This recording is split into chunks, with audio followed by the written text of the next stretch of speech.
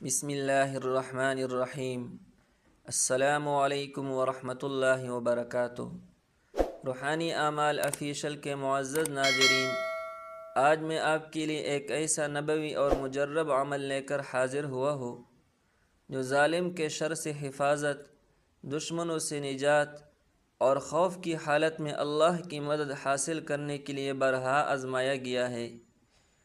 یہ وہی عمل ہے جسے صحابہ کرام رضوان اللہ علیہم اجمعین نے آزمائش کے وقت پڑھا اور اللہ نے ان کی فریاد فوراً قبول فرمائی۔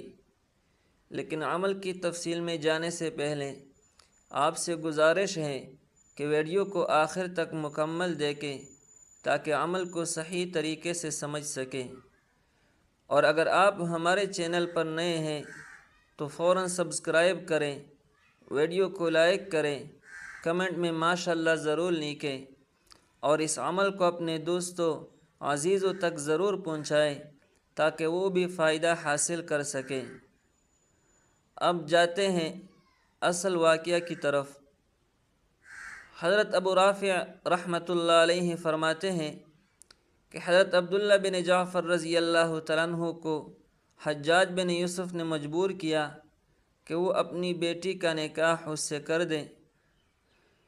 حضرت عبداللہ نے مجبوراً نکاح تو کروایا، لیکن اپنی بیٹی سے فرمایا جب وہ تمہارے قریب آئے تو فوراً یہ دعا پڑھنا: لا الہ الا اللہ الحلیم الکریم، سبحان اللہ رب العرش العظیم، والحمد للہ رب العالمین۔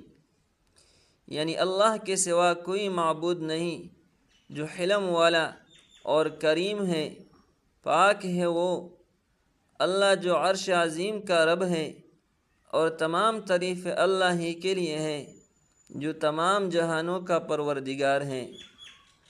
حضرت عبداللہ رضی اللہ عنہ فرماتے ہیں کہ حضور صلی اللہ علیہ وسلم کو جب کوئی سخت عمل لاحق ہوتا تو آپ بھی یہی دعا پڑھا کرتے تھے۔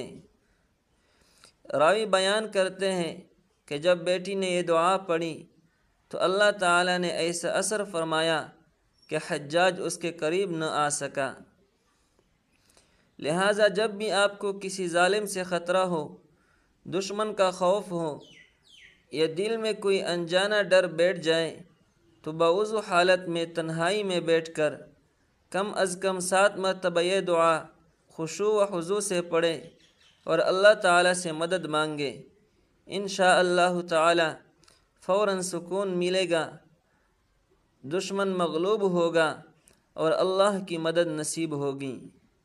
یہ عمل صدقہ جاریہ ہے، اسے دوسرے تک ضرور پہنچائیں۔